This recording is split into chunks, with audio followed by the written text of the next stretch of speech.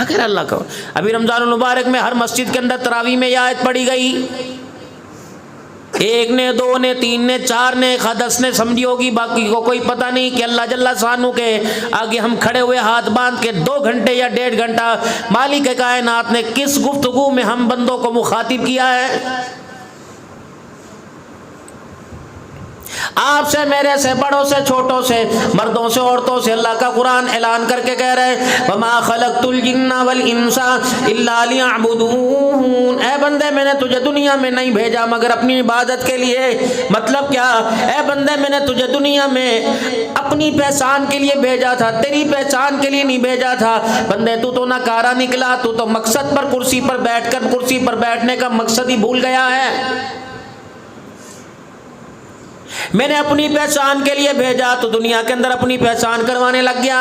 मैंने तेरी पहचान कुरान करीम में करवाई थी, तेरा माजी भी बतलाया था, तेरा हाल भी, तेरा मुस्तकबिल भी बतलाया था। माजी तेरा क्या था? हल अता लिल इंसानी हीनुम मिनद्दहर लम यकुन शैअन मज़कूरा इन्ना खलक़नल इंसाना मिन नुत्फ़तिन अमशाजिन नब्तली फजअलनाहु समीअन बसीरा। ये तेरा माजी था। एक कतरा था, एक कतरा, एक मट्टी का डला था, मैं था, मैंने तुझे बनाया।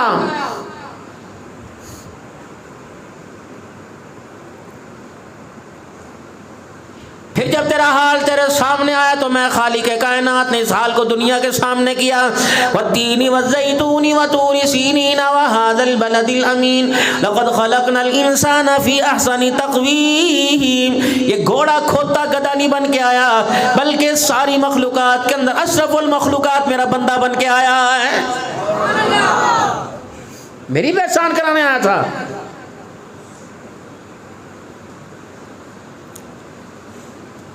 तेरा हाल मैंने बयान किए, तेरा मुस्तकबिल मैंने, तेरा इंजाम बयान किया। तेरा इंजाम क्या था? मिनहा खलकनाकुम व फीहा नुईदुकुम व मिनहा नुखरिजुकुम तारतन उखरा। मट्टी से बनाया, मट्टी में डाल दिया, क़यामत के दिन इसी मट्टी से तुझे उठाया जाएगा।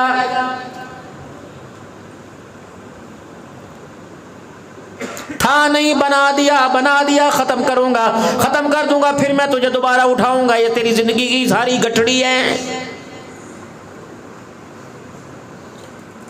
था नहीं, तेरे पे कोई इरिगेशन नहीं लगेगी, तेरे पे कोई दफा नहीं लगेगी, कोई तेरे पे फर्द नहीं लगेगी। आ गया फिर भी तेरे पे कोई फर्द नहीं लगेगी। चला गया वो मेरा अमल है, मेरा अमल है, नहीं लगेगी। दरमियान के हिस्से के अंदर जो तेरी नौकरी, तेरी सर्विस के दिन थे, उस पर तेरे पर दफात लगेंगी। बता तूने सर्विस कैसे की? मैंने कहा था अपनी सर्विस में अपना ख्याल करना, मेरा ख्याल करना, मेरे नबी का ख्याल करना। ईमानियात आमन्तु बिल्लाहि व मलाइकतिहि व कुतुबिहि व रुसुलिहि वल यौमिल आखिरी वल क़द्रि खैरिही व शर्रिही मिनल्लाहि तआला वल बाअसी बादल मौत। मुझे मानना, मेरी पहचान हो करवाएगा तो मेरे जरिए से फिर पहचान किसकी होगी? व मलाइकतिही व कुतुबिही व रुसुलिही वल यौमिल आखिरी। जिसे मेरी पहचान नहीं होगी मेरे अजीजों, उसे अगले जहान की खबर ही क्या होगी? पहले मेरी पहचान थी, करवाई तूने। जब दुनिया में आया तेरी पहचान किसने करवाई? तेरे माँ ने, तेरे बाप ने, तेरे मोहल्ले वालों ने। राजों के घर बेटा पैदा हुआ, मलकों दे पुत्र होया, अवानों के बेटा पैदा हुआ। मैंने कहा मेरा है, मेरी पहचान करवाओ। जब आपस के अंदर ये चेमगोइयाँ चल रही थी, आपस के अंदर ये बातें चल रही थी, फलाने का है, फलाने का है, फलाने का है, दादे का नाम ये, फलाने का नाम ये। मैंने इसी मस्जिद के मुल्ला को मस्जिद के भेजा था, जल्दी जा इसके कान में जाके कहा मुझे मेरी किबरियाई की कसम है तू मेरा है, किसी की बात पे यकीन ना करना। अब्बा का बाद में, अम्मा का बाद में, भाई का बाद में, बहन का बाद में, सबसे पहले तुम्हें अल्लाह का बन के आया है। अल्लाहु अकबर, अल्लाहु अकबर। अब भला बताओ, न मुत्ते, न हगे, न खावे, न पीवे, न कपड़ा पहने, न बाजू ऊपर उठावे, आंखें नहीं खोली। और खबरदार इनकी बातों के धोखे में ना आइयो, इनकी प्लानिंगों के चक्कर के अंदर असलियत ना भूल जाइयो।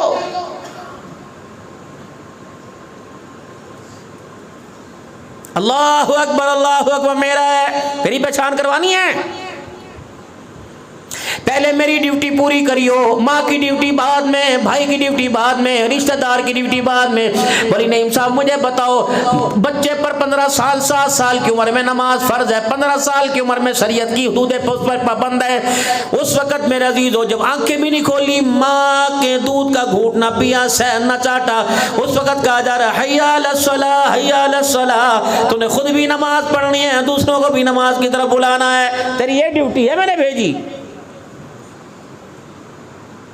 हय्या अलल फलाह, हय्या अलल फलाह, खैर वाले काम करियो, खैर वाले काम की तरफ बुलाइयो, भलाई वाले काम की तरफ बुलाइयो।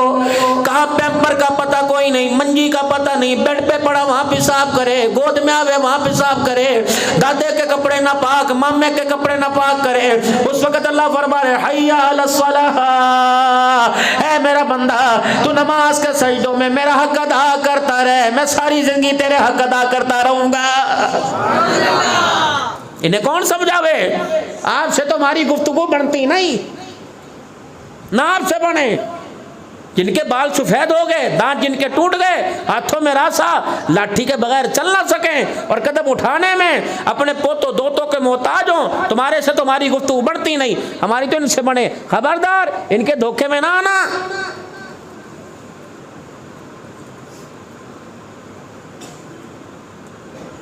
मुझे बहुत अजीब गिल्टी सी फील होती है कि जब खतीब पाकिस्तान कोई आता है तो बच्चों को चलो चलो चलो चलो, बच्चों को उनको आगे बिठाते जो सुनता भी नहीं, इनको बिठाओ, ये खाली सराइयाँ हैं, इनके मटके भरो, इनके मस्जिदें भरो। ये जिम्मेदारी मौली साहब की नहीं थी, ये बाप की थी, ये माँ की थी। मैं तबलीगी जमात को बुरा नहीं कहता, अल्हम्दुलिल्लाह खुद हमारी 24 घंटे की ज़िंदगी इसी में गुजरती है। लेकिन मुझे ये बताओ ईमानदारी से, क्या आपने पूरे मोहल्ले के अंदर गश्त करके पूरे मोहल्ले वालों को जगाया? अपनी औलाद की आपने क्यों फिक्र नहीं की है? मुजाहिद ने भी जिम्मेदारी से हाथ उठा लिए, मौली साहब ने भी जिम्मेदारी से हाथ उठा लिए। नतीजा क्या निकला? जब माशरे की बेहरा रवी को, माशरे की मेरे अजीजों बेतरतीबी को देखा तो दीनदारों के घरों के अंदर भी बगावत ने ऐलान कर दिया है। मौलाना नईमुल्लाह साहब ईमानदारी से बतलाइयो, मैं आप अपनी औलाद की बात नहीं करता, बड़े बड़े अल्लाह वाले उलमाए इकराम बैठे होते हैं, जब उनका बेटा सामने आकर हाथ मिलाता है तो उलमाए इकराम यूं करके सर झुका के कहते हैं मेरा साहबजादा है। ईमानदारी से बताओ चेहरा देख के शर्म आती है कि नहीं आती? उसकी वजह ये, इस कुर्सी को आपने कमजोर किया, इस मिंबर को आपने कमजोर किया। अगर इस कुर्सी पर बैठने वाला 22वें ग्रेड के अफसर की तरह मेरे अजीजों उसे नवाजा जाता, यहाँ बैठने वाले को 22वां ग्रेड मिलता, रब्बे अकबर की कसम दुनियादार तो दूर की बात है, दीनदारों का बच्चा भी कभी बगावत ना करता। 30 साल मदरसे में पढ़ाने वाला बेटा मोटरसाइकिल का काम कर रहा है, वक़्त का शेखुल हदीस है, वक़्त का पीर तरीकत है। बेटे ने मोबाइलों की, मैं ही नहीं कहता कि हराम काम है, हलाल रोजी कमा रहे, लेकिन उसे तो बाप का मनसब संभालना चाहिए था। ये क्यों बागी हो गए? उसकी वजह ये महकमा मेरा अजीजों, हम गंदुम वाले, अनाज वाले, कपास वाले, मकई वाले, दही वाले, कपड़े वाले, इम्पोर्ट एक्सपोर्ट करने वाले इस महकमे को फाल ना कर सके। वही वे चाल बेडंगी सी जो पहले थी वो अब भी है। अगर दादा 10 रुपए देता था तो पोता भी 10 रुपए मदरसे में दे रहा है मेरे भाई।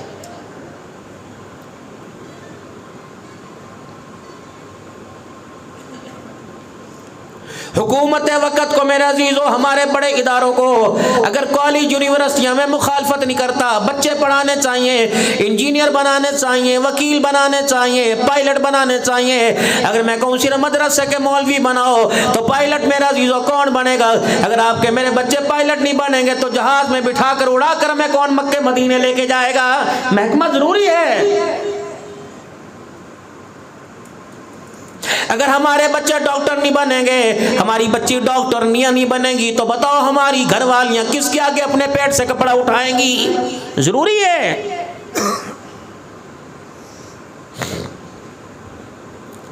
गंदम की, मकई की, चावलों की कटाई हुई, अभी दाना फसल में जमीन पे पड़ा हुआ था, इसने कहाँ जाना है? इसने थैले में बंद होके घर जाना है, फिर वहाँ भड़ोले बड़े बड़े बर्तनों में रखा जाना है, स्टॉक होगा, फिर वहाँ से ज़रूरत होगी, फिर उसकी सफाई होके फिर थैले में आवेगा, फिर चक्की में जाएगा पिसने के लिए, फिर घर के आटे के डब्बे में आएगा, फिर उसके बाद मेरे अजीज़ों डब्बे में आकर फिर तसली में आएगा, फिर किसी अल्लाह वाली के हाथों में आएगा, फिर रोटी बनकर पेड़ा बन के तवे पे आएगा, फिर हॉट पॉट के अंदर आएगा, फिर किसी की चंगेर में सामने आएगा, वहाँ टुकड़ा टूटेगा, सालन में डूब कर गीला होके फिर हलक के अंदर जाएगा। ये 2 फौजी, ये 4, ये रोटी को फाड़ना है, काटना है, चबाना है, अल्लाह अकबर। उसका रेजा रेजा बनाना है, तो 32 सिक्योरिटी गार्ड है ना, 6 दाढ़े, 4 नोके, आगे के दांत, ये नोके फाड़ देती है रोटी को पकड़कर, दांत चबा देते हैं। तो फिर जब रोटी बिल्कुल ही मलिया में बिल्कुल नरम हो जाती है, फिर उसके अंदर से जो रस जाता है ना, उसको हमारा मैदा कबूल करता है। ये तो बहुत बड़ा प्रोसेस है, कभी इस पर इंशाअल्लाह ज़िंदगी जिक्र करेंगे। तो आज गंदम की हिफाजत फसल में हुई, खेतों में हुई, तब आकर वो इतने प्रोसेस, इतनी जगहों से गुजरती हुई फिर पेट के अंदर आई।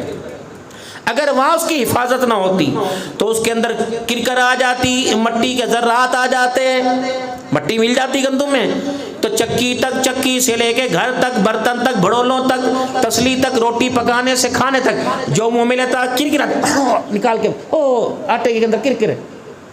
तो पहले गंदम की हिफाजत हुई।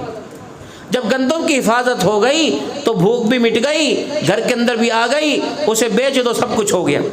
अब कुरान की और असरी तालीम का म्यार देखो। गंदम कट गई, दाने निकल आए, खेतों में पड़े, इधर से काली घटाएं आई, इधर से बादल आना शुरू हो गए, 45-50 मन दाने पड़े हुए हैं, उधर से बादल की गड़गड़ाई, तो क्या करोगे? थैलों में भरोगे? इतना टाइम ही कोई नहीं, तो क्या करें? मोटी तरपाल लेके आएंगे, उस तरपाल को गंदम को कमरे में ला के नहीं, जहां खेतों में पड़ी होगी वहीं डाल देंगे। फिर डालने के बाद अब बारिश मूसलाधार आवे और बाप कहेगा क्या गंदम का, अब बड़ी फिक्र ना करो, मैंने प्लास्टिक डाल दी, पानी साइडों से चला जाएगा। अगर गीली होगी तो थोड़ी बहुत गीली होगी, तो जो सूखी होगी उस गीली को वो छुपा लेगी। कुरान की तालीम सबसे पहले, बेशक में आप उसे बच्चे को ABCD जो मर्जी पढ़ाएं, नहीं, सबसे पहले बच्चे को कुरान करीम की तालीम हाफिज बनावें या उसको नाजरा पढ़ाएं। ये हाफिज, ये नाजरा, ये ऐसा गिलाफ है जैसा फसल के ऊपर प्लास्टिक की तरपाल का गिलाफ है। फिर उसको हाफिज बनाकर गिलाफ चढ़ाकर फिर आप असरी तालीम के हवाले कर दें। उसकी वजह यह होगी कि अगर बेहयाई की बारिश बरसेगी तो तरपाल इतनी मोटी होगी कि पानी दाएं बाएं आएगा, पानी अंदर नहीं जाएगा।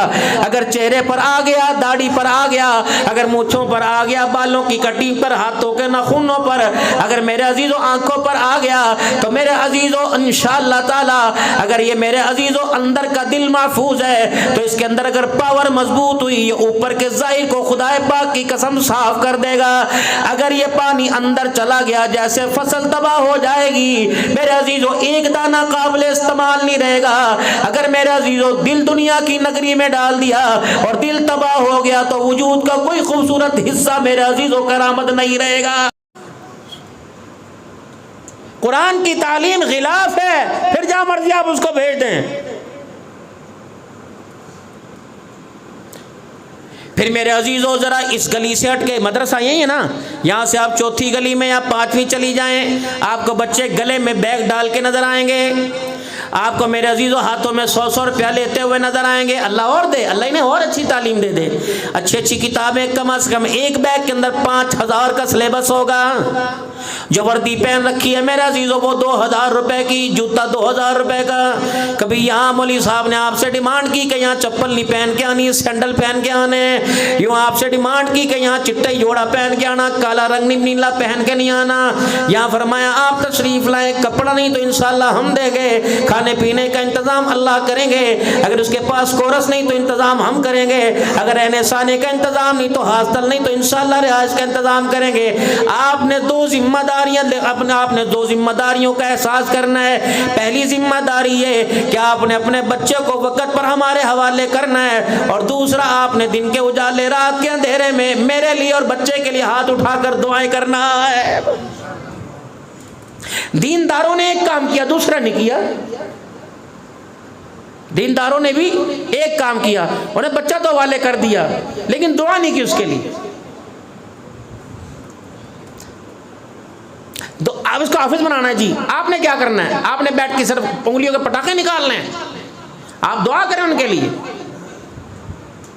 अगर आपने इस हाफिज की मंजिल पर चढ़ाना है तो वालिदैन के जिम्मे तीसरा काम ये कि गुनाहों वाली ज़िंदगी छोड़ दें। जिस घर के अंदर गुनाह वाली ज़िंदगी आ जाए वह अल्लाह के कुरान की बरकतें नहीं आती हैं। पाक सब की बात। चौथा काम वालिदैन ने करना है, अपने बच्चों को वक़्त पे छोड़ना है। दूसरा मेरा अजीज़ो दुआ, तीसरा भी दुआ करनी है। चौथा नमाज का एहतमाम करना है। गुनाहों से मेरे अजीज़ो दूर रहना है, नमाज का एहतमाम करना है। इन्नस्सलात तनहा अनिल फ़हशाई वल मुनकर। मेरे अजीज़ो नमाज पढ़ के निकले। आपने किसी से नहीं कहना आपने नमाज क्यों नहीं, आप नमाज नहीं पढ़ते, नमाज नहीं पढ़ी, बस इतना पूछना है यार आपने नमाज क्यों नहीं पढ़ी, इसकी वजह बताओ, आपने नमाज क्यों नहीं पढ़ी। मोहल्ले के मोहल्ले, बाजार के बाजार, गलियां की गलियां, घर के घर बेनमाजी, चेहरों की रौनक कोई नहीं, बातों में मेरा अजीज़ो चाशनी कोई नहीं, अखलाक किरदार बिल्कुल मलिया मेट हो चुका, चेहरे का नूर उजड़ गया। मेरे अजीज़ो बेहतरीन सरफ से कपड़े धो रहे हैं फिर भी कपड़ों के अंदर उजलापन नहीं आ रहा। अपनी मर्जी का सालन रोटी पकवाई, खाने में मज़ा नहीं आ रहा। बिस्तर बिछवाया, लेटने में मज़ा नहीं आ रहा। एसी चलवाया, उसकी हवा में मज़ा नहीं आ रहा। रब्बे अकबर की कसम है, जिस चीज़ को जो तुम्हें राहत पहुँचाया करती थी उस हिस्से को, उस चीज़ को जिस बेनमाजी का हाथ लगा, इसके हाथ ने घर की सारी रौनक को बेरौनकी के अंदर तब्दील कर दिया है।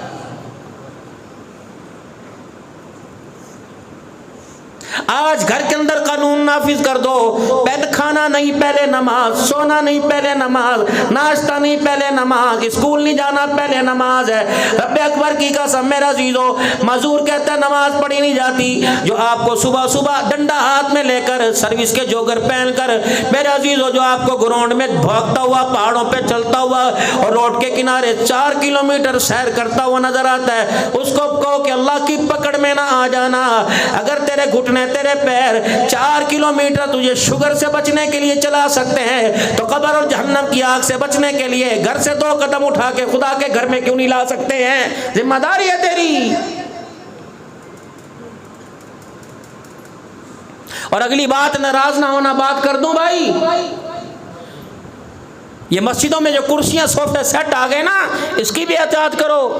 वली मोहसिन मसला बताएं उलमा इकराम, जो नमाजी घर से चल के आ सकता हो और वो ज़मीन पर बगैर सहारे के बैठ सकता हो, रोटी खाने के लिए बैठ सकता है, दुकान खोल के 12 घंटे दुकान के ऊपर बैठ सकता है जी, मैच देखने के लिए ज़मीन पे बैठ सकता है, किसी की मौत मैयत के अंदर ताज़ियत पे गया बैठ सकता है, तो फिर नमाज के लिए सजदे के अंदर क्यों नहीं जा सकता है? कम से कम एक सजदा तो ज़रूरी है। और नियत खड़े होके बांधना, अगर चल के खुदा के घर में आवे तो खड़े होके नियत बांधना भी फर्ज है, उस पर ज़रूरी है। ये नहीं कि पहले सब में चौकड़ी मारी बैठ जाओ, नहीं नहीं नहीं। अगर आप 1 रकात पढ़ सकते हैं, 1 रकात का सजदा तो लाजमी है भाई। अगर बिल्कुल गोडों में जान नहीं और बिल्कुल आपको उठते बैठते कमर में घुटनों में तकलीफ है, पैरों पे वर्म जाए, हमारे से नहीं उठा जाता, नहीं खड़ा हुआ जाता, बहुत मुश्किल से नीचे बैठे तो बगैर सहारे के खड़े। जो बंदा बगैर सहारे के उठ बैठ सके वो सजदा करे। छोड़ दो ये ठेकेदारियां। और किसी माजूरी की वजह से अगर कुर्सी पे बैठ के नमाज पढ़ रहे हैं तो नमाज पढ़ने के बाद हाथ उठा के खुदा को रो के दिखाएं, अल्लाह 500 बंदा तेरे घर में सजदा करके गया, या अल्लाह मेरे घुटनों को ठीक कर दे ताकि मैं भी इन सजदा करने वालों में शामिल हो जाऊं। या अल्लाह मुझे बड़ा अरमान आता है, अल्लाह मुझे बड़ा दुख होता है जब सजदे में जाके लोग कहते सुभान रब्बिल आला। या अल्लाह मैं कुर्सी पर बैठ कर सारा सजदा करने वाले को देखता रहता हूँ, अल्लाह क्या गलती हुई, अल्लाह तौफीक मुझसे छिन गई, अल्लाह मुझे माफ कर दें, अल्लाह मुझे कबूल कर लें। फिर अल्लाह क्या कह रोए, क़यामत की हुज्जत तो बन जाएगी।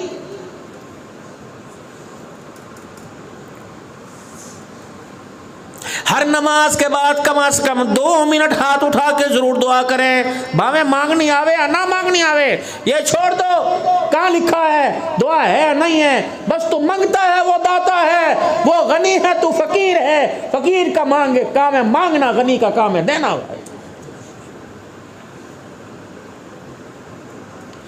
जिस नमाज के पीछे फर्जों के पीछे सुन्नतें हों, इमाम साहब को सुन्नतों का ख्याल करना चाहिए, वो दुआ मुख्तसिर हो जावे। और उसके बाद अगर नमाजी इनफरादी दुआ मांगे जितनी मर्जी मांग लें, लेकिन सुन्नत मुअक्कदा का ख्याल कर लें। उसके बाद बैठ जाए तस्बीह पढ़ के अल्लाह के आगे। ये अलमारियां आपके लिए क्यों लगवाई, तो पागल है, ये लाख लाख रुपए की अलमारी लगी हुई, और एक एक अलमारी में 100 कुरान पाक के नुस्खे हैं, ये एक एक साल से पढ़े बद्दुआ दे रहे हैं। किसी को पढ़ना आवे या ना पढ़ना आवे, अल्लाह करे इसमें मसीह सिद्दीक़ अकबर में सारे कुरान जुबानी देख के पढ़ने वाले हो, क्या जाएगा मेरे अजीज हो, क्या जाएगा।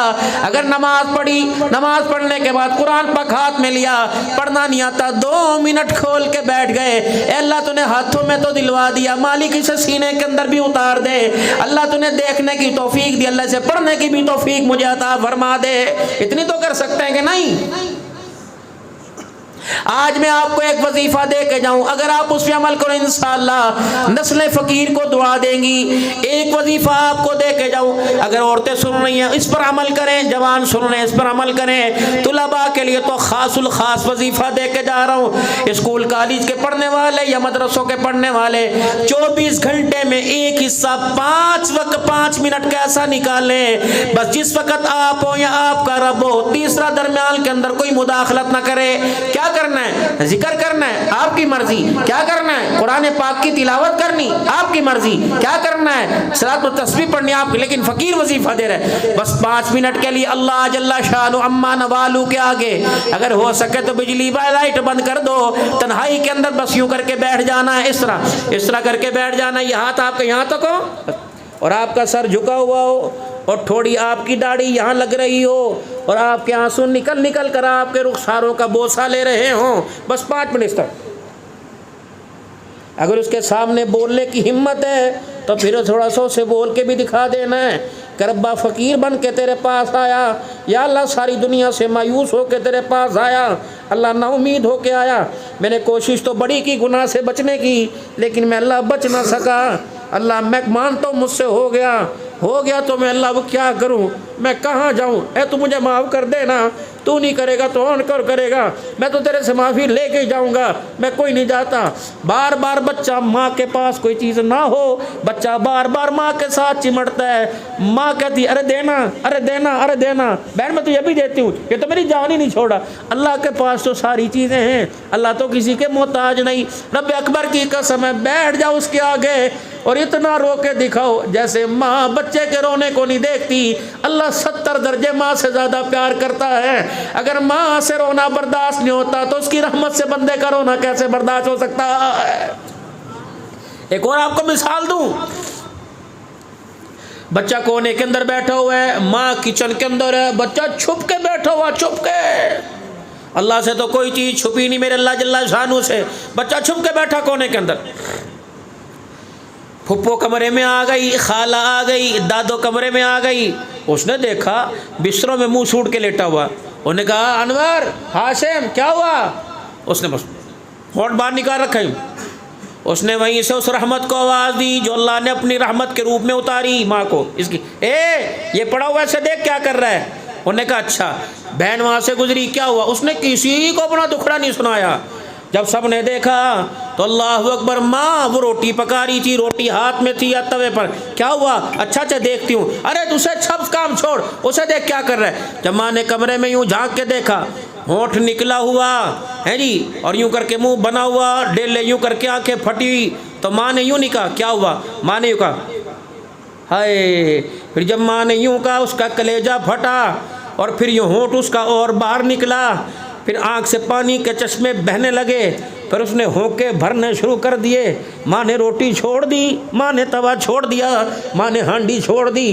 हाय मैं मर जाऊँ मेरा लाल, मेरा बच्चा, मेरा प्यारा। उसे डिमांड शवार में की, बर्गर की, जूस की है, तो माँ को पता ही कोई नहीं वो क्या कह रही है। पेंसिल लेगा, रबड़ लेगा, 100 रुपये ले ले, 50 रुपये ले ले, 10 ले ले। आइसक्रीम खाएगा, अपने बेटे को चीनी वाली रोटी पका के दूँ, अंडा बना के दूँ, फलाना। फरमाया जैसे माँ बच्चे की डिमांड जो है उसके आगे 10 डिमांडें करती है कि ना रो, ये ले ले, ये ले ले, ये ले ले। अल्लाह मालिक को तो सब कुछ, हमारे रब को पता है। जब बंदा यूँ करके उसके सामने वो बना के बैठता है, उसकी रहमत पूछते है क्या हुआ, जब आंख से आंसू निकलते फरमाते बंदे ले ले, मेरी रहमतें ले ले, मेरा करम ले ले, रिज़्क ले ले, बीमारियों से सेहत ले ले, औलाद ले ले। मेरे बंदे आज तूने मुझे रो के दिखाया, आज बंदे मांगना तेरा काम है, गिन गिन के तू मांग, अनगिनत झोलियां भरना में अल्लाह का काम है। रोजाना रो अल्लाह के आगे बैठ के, जितना रो सको अल्लाह के आगे रो। तो लबा से दरख्वास्त करूंगा, इल्म पर कभी मुतकब्बर ना बनना, जितना अल्लाह मर्तबा दे दे, सादगी।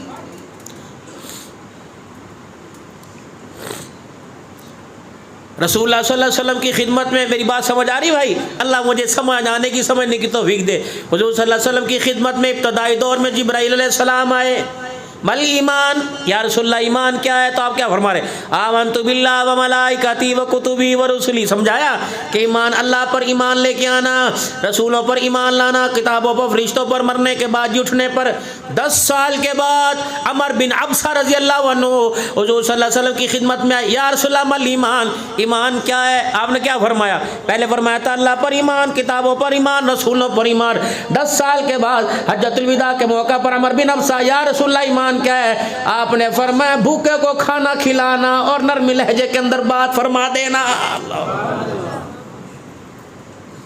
उतिमुत्ताम, खाना खिलाना, और अपनी बात के अंदर नरम लहजा, नरमाई, प्यार, खुश खल्की अपनी बात के अंदर लेके आना।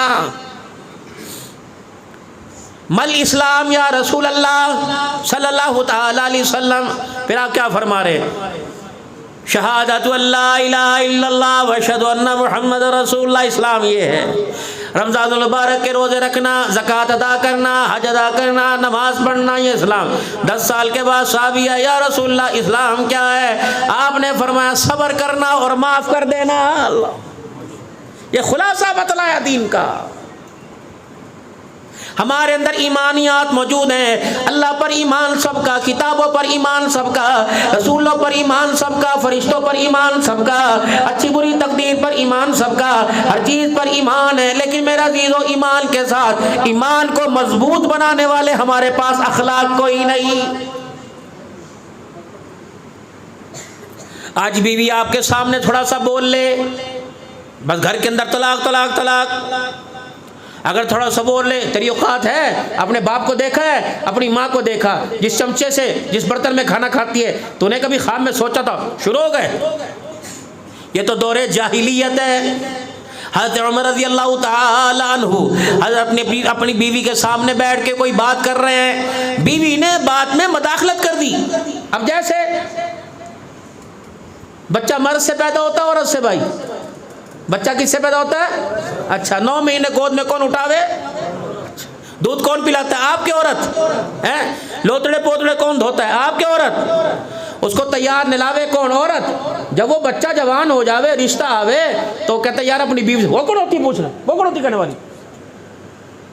अगर कोई रिश्ता आए, जब बच्चे के मुस्तकबिल का फैसला हो, बेटी के मुस्तकबिल का फैसला, हाँ जी हाजी साहब क्या ख्याल है, ऐसा करो भाभी, उसकी जुर्रत है मेरे आगे बोल जाए? वो होती कौन है? ये कोई आसमानों से आया? ये खेतों में से दुआने की तरह लेके आया था? ये उसका हक है। खुद मुख्तारी अल्लाह ने बाप को दी, औरत के मतहत बनाया, लेकिन मशवरे में हक है। अगर उसके माँ बाप ने इसकी माँ से नहीं पूछा, इसका नसीब बाहर से घर में फोड़ दिया, तू तो अक्लमंद है। हज़रत उमर रज़ी अल्लाह ताला अन्हु घर के अंदर किसी बात पे गुफ्तगू कर रहे, बीवी ने मदाखलत कर दी, उमर ने आंखें खोल दी। 22 लाख मुरब्बा मील का हुक्मरान, आखिरी वक्त है, जा रहे दुनिया से, करीब करीब के वक़्तों में। आंखें,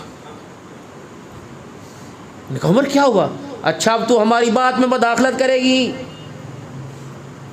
हवा मेरे दुर्रे से, आग मेरे दुर्रे से डरे, पानी मेरे ख़त पे चले, इशारों से मैं यूँ करूँ तो यूँ, तू मदाखलत करेगी? दौरे जाहिलियत के अंदर औरत को किसी काम में मर्द के मदाखलत की ज़रूरत नहीं थी। जैसे आज, जैसे पहाड़ी लोग, दिल भी पहाड़ी पत्थर बना हुआ है, माफ़ करना गलती कर गया, अगर गलती है तो माफ़, वरना दिल सख्त है। ये दिल आपके बारिश के पानी से न ज़मज़म से नरम होगा, ये दिल रोने से नरम होगा मेरा। और अल्लाह के आगे जितनी गलतियाँ उस पर माफ़ी मांगो। औलाद के हक तल्फ किए, सारा दिन औलाद से बात नहीं की, बच्चे को कभी गोद में ना उठाया। क्या रसूलुल्लाह सल्लल्लाहु अलैहि वसल्लम ने गोद में नहीं उठाया था? वो मिंबर पर बैठकर मौलवी साहब बोलने वाला, जिसने अपने पोते दोते को कभी गोद में नहीं बिठाया, उसे कोई हक नहीं है हुजूर सल्लल्लाहु अलैहि वसल्लम की जिंदगी का वो क्या वाक़या बयान करने का कि अल्लाह के नबी सजदे में थे, हुसैन पुष्प पे आके बैठ गए थे। ठीक है, कर रहा हूँ या नहीं कर रहा हूँ?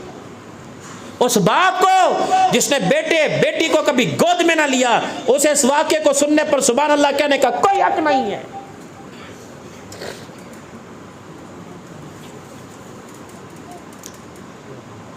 बहन पानी मांगे जब कभी पिलाया?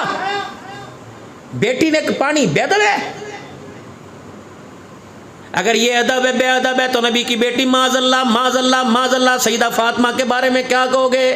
हज़रत अली लेटे हुए, हज़रत हसन हुसैन लेटे हुए, अम्मा फातिमा लेटी हुई है, हुजूर सामने खटड़े पर, चरपाई पर।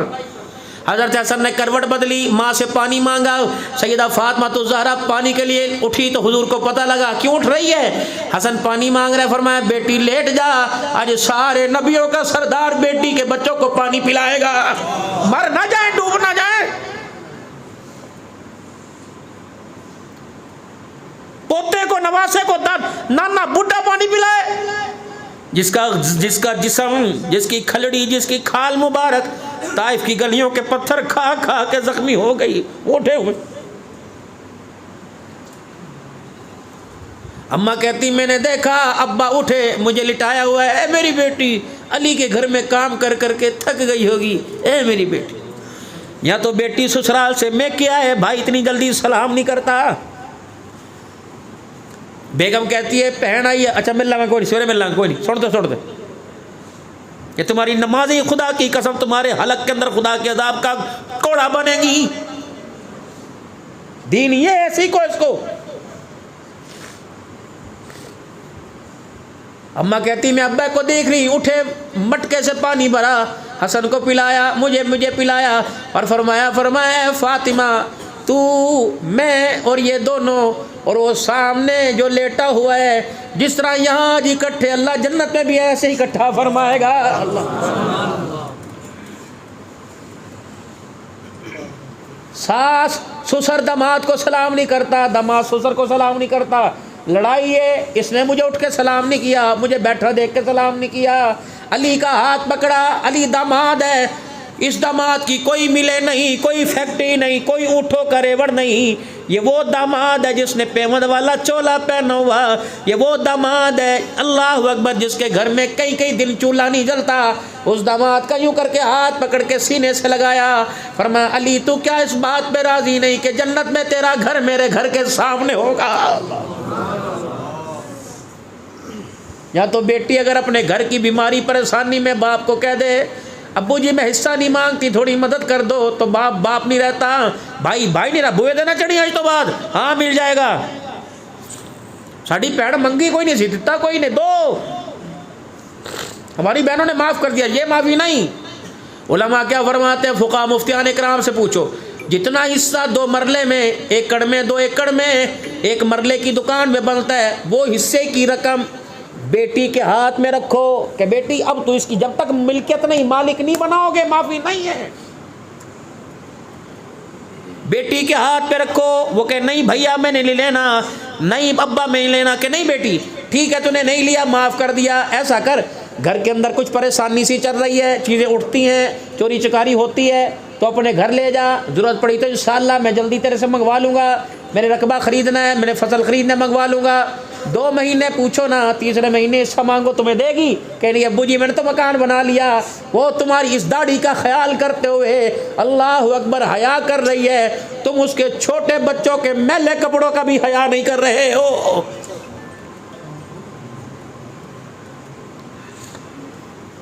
हज़रत उमर की बेटी बोली, बीवी बोली उमर क्या हुआ? कहा तू मेरी बात में मदाखलत कर रही। अब वो क्या कर रही, अगर उमर मैं बोली तो तेरी बेटी हफ्सा भी तो हुजूर के साथ बोल पड़ती है। और तो मैंने कहा मेरी बेटी हफ्सा। आप जाते हैं ना मदीने से, अल्लाह सबको ले जाए, इसी साल ले जाए, बार बार ले जाए। जब हुजूर के रोज़े पे सलाम करने जाएंगे ना तो पीछे मुड़ के पुश्त की तरफ देखना, इतनी बड़ी खिड़की खुली हुई, देखी नज़र पड़ी कभी? इतनी बड़ी खिड़की बिल्कुल रोज़ा मुबारक के सामने। आप जैसे सलाम करेंगे ना, ऐसे हुजूर के मौजूद शरीफ पे जब सलाम करके बाहर को निकलेंगे तो इधर मुड़ के उस खिड़की पे कैमरा लगा हुआ। ये मकान हज़रत उमर की बेटी हुजूर की बीवी हफ्सा का था।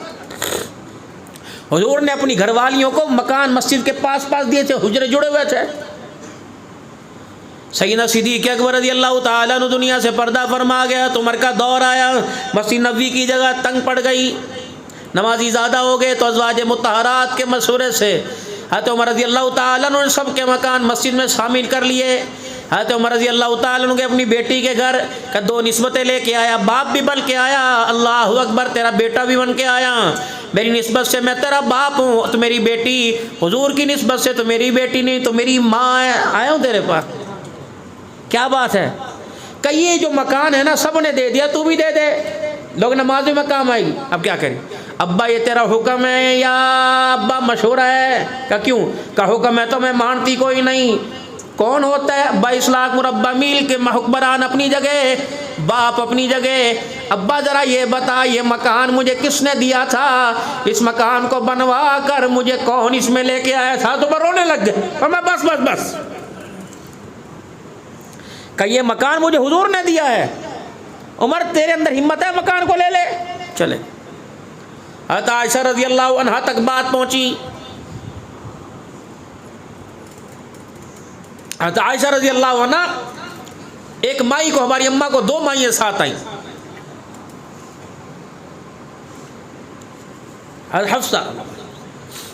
हफ्सा जी जी, अब्बे को खाली टोर दिया, कहाँ दे दे मकान।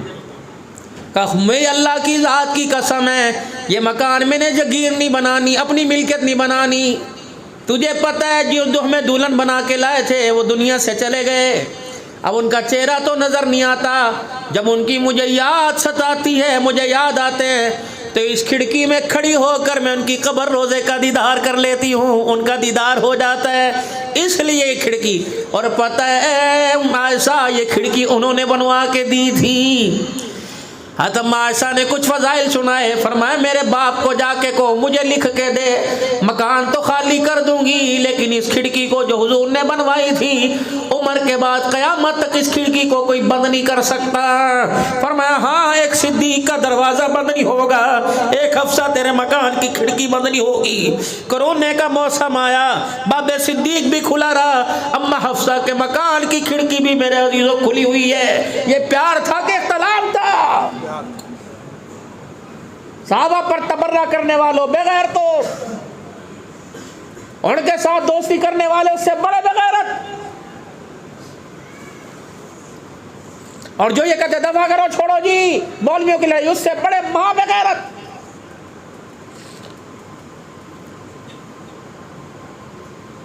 कभी सिद्दीक़ अकबर मज़लूम, कभी उमर मज़लूम, कभी अमीर मुआविया मज़लूम, कभी अली मज़लूम, कभी मेरा अज़ीज़ो जामिउल कुरान उस्मान गनी रज़ी अल्लाह अन्हु मज़लूम। क्या क्या नहीं कहा? उस्मान को भगोड़ा बगैर तो ने कहा जिसने सब कुछ, हाय हाय हाय, हुजूर की जिसने दावत की, आपने फरमाया उस्मान पीछे क्यों चल रहा है?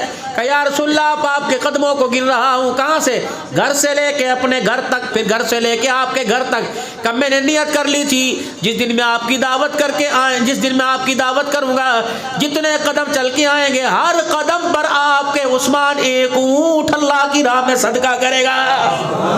ये भगोड़े थे।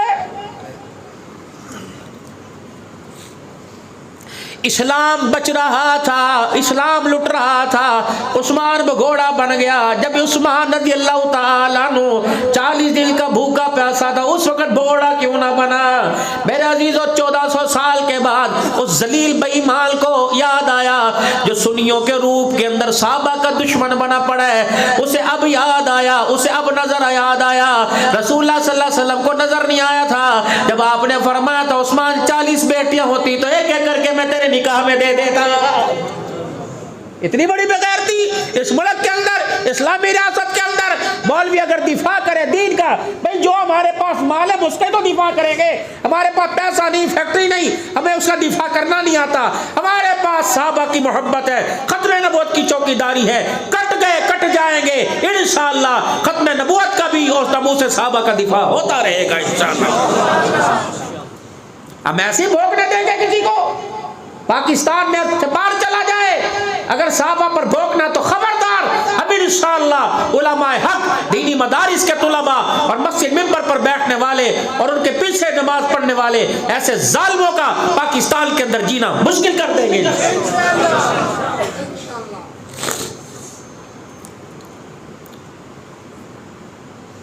उमर, अगर मैं तेरी बात में बोली तो तेरी हफ्सा भी तो बोलती है। तो उमर चले गए। हफ्सा, मैंने एक बात सुनी बेटी का। क्या? यूं मेरी बीवी कह रही है कि तू भी हुजूर की बात में मुदाखलत कर देती है। उन्होंने कहा अब्बा इसके अंदर क्या बात है? वो मेरे शोर में उनकी बीवी, हुन्ना लिबासुल्लकुम वअंतुम लिबासुल्लहुन। कभी वो नाराज, कभी मैं नाराज, कभी वो मुझे मनावे, कभी मैं मनाऊं, कभी वो मुझे हंसाए, कभी वो मुझे रोटी पूछे, कभी हम पूछे। अब्बा ये तो हमारा ताल्लुक है, आप कहाँ से आ गए? हाँ तो उमर ने जो हो सका बेटी को, बेटी थी ना, जो बोले गुस्सा किया। हाँ तो उमर रज़ी अल्लाह ताला अन्हु उम्मे सलमा रज़ी अल्लाह अन्हा के पास चले गए। बूढ़ी माई थी। हाँ तो उम्मे सलमा के पास चले गए। ये कौन है उम्मे सलमा? हाय अल्लाह, जिसने हुजूर की दुनिया से जाने के बाद दोबारा हज न किया। साहबा कहते अम्मा दरवाजे पे ऊँटनी बिठाएंगे और हज करवा के दरवाजे पे ऊँटनी बिठाएंगे। अम्मा चल हमारे साथ हज कर, हम भी तो तेरे बेटे हैं। फरमाया करती मैं हज करने के लिए जाऊं, मक्के मदीने से बाहर मौत आ जाए, एक हज फर्ज था मैंने कर लिया। फरमाया जान तो जा सकती है, मदीने से जुदाई मेरी बर्दाश्त नहीं हो सकती है। इन्होंने अपने घर की छत के ऊपर एक किल्ली टांग दी थी, खूंटा। का एक दिन हुजूर घर तशरीफ लाए। फरमाया तू भी तहज्जुद की पाबंदी, तू भी तहज्जुद पढ़ा कर। फरमाया न खाना क्या होता, पीना क्या होता, फाकों में पेवंद वाले लिबास में जिंदगी गुजरती। लेकिन हुजूर ने कह दिया माइयो तुम भी तहज्जुद पढ़ो। तो जब रात को मैं नींद तंग किया करती तो बालों को जोड़कर रस्सी से बांधकर खूंटी के साथ टांग दिया करते। नमाज पढ़ते पढ़ते नींद आती, झटका लगता, हमारे बाल खिंचते, जिस्म में दर्द हो जाता, हमारी नींद ही खत्म हो जाया करती थी। ये जो आज कहती है क्या करें, बच्चे छोटे, नमाज नहीं पढ़ी जाती, यो मैं उम्मे सलमा के सामने खड़ी होंगी जिसने भाई को अपनी नजरों के सामने कटता देखा, भतीजों भांजों को कटता देखा। एक माजूर इमाम ज़ैनुल आबिदीन रह गया था और भाई 70, 80, 90 जख्मों के निशान लेकर और नेज़े पे सर रख के लेटा हुआ था, जिसका सर था। उस ज़ैनब ने उस वक्त नमाज न छोड़ी। तुझे विलादत के वक्त और तुझे बच्चे को दूध पिलाते नमाज कैसे माफ हो सकती है? जो तेरे पे अय्याम में अल्लाह की तरफ से छूट है। खुदा के वास्ते अपने घरों को, अपने किचन को संभालो, काकरोच से महफूज नहीं करना। कितना नुकसान कर जाएंगे, टिड्डी चूहों से कितना नुकसान कर जाएंगे। जो तुम्हारे घर में तुम्हारे बिस्तर पर लेटने वाली बेनमाजी औरत नुकसान करेगी, खुदा की कसम सांप के डसने का इतना नुकसान नहीं होगा जितना बेनमाजी के हाथों का खाकर नुकसान होगा। जब भी किचन में घुसे उसको को सर पे दुपट्टा रखे। दो काम आप कर लो इंशाअल्लाह। 8 दिन के बाद फ़ोन करना कि बच्चे की हालत कैसी है। बेशक 15 साल का या 20 साल का, 2 काम कर लो। अपने घर की दलीज से बार बार हराम रिज़्क रखो। घर की दलीज के अंदर हराम रिज़्क माल ना लेके आना। दूसरा, पकाने वाली को सर पे दुपट्टा रखे, सीना छुपाए, जिक्र करते हुए खाना पकाए। दौरान खाना नमाज का वक़्त हो नमाज पढ़े। हंडिया के अंदर चमचा चलाए, मिर्ची मसाला डाल ले, जिक्र करते हुए। जो कुरान पढ़ना आता है सूरतें पढ़ती हुए, दस्तरखान बिछाए जिक्र करते हुए, खाना रखे जिक्र करते हुए, खाना डालते जिक्र करते हुए, खाना खाता देखते हुए जिक्र करते हुए। रब अकबर की कसम, जो बच्चा तुम्हें जुमे की नमाज में नजर नहीं आता, इंशाअल्लाह वो तुम्हें तहज्जुद की नमाज में मुसल्ले पे खड़ा नजर आएगा। ये बरकत है नमाजी हाथों की। और आज बच्चे मौलवी नईम साहब 2-2 साल 3-3 साल कुरान पाक उल्टा पढ़वा लो, सीधा पढ़वा लो, खड़े होकर बच्चे पढ़ते हैं और 6 महीने मदरसे के बाद नक्शे बदल जाता है। तारुफ कराते से ए जी तुसी पढ़ाया है, असी तो सही पढ़ाया, असते बंदे का पुत्र बना के भेजा, खोते का पुत्र था तुसा पढ़ाया। जब तक इंसानों के हवाले था इंसान, खोतों के जानवरों के हवाले पड़ गया, खड़े होकर बाप पानी पी रहा खब्बे हाथ से, यूं मुछे कर रहा है। ये नस्ल बचेगी? करोड़ों के गमले घर के अंदर फूलों के ले आओ और भेड़िए को छोड़ दो, उजाड़ के रख देगा। बाप इंसान है। गिरे बाण खुला हुआ, गाने मोबाइल के करके टांग पे टांगे उठा के लेट के सुन रहा है। इतनी चड्डी, इतनी धोती, शलवार ऊंची कर रखी है। बताओ उलमाए किराम, अभी गर्मी आ रही है, यूं शलवार ऊपर करेंगे बेटियों के सामने, ये घुटने तो तुम्हारा सतर है।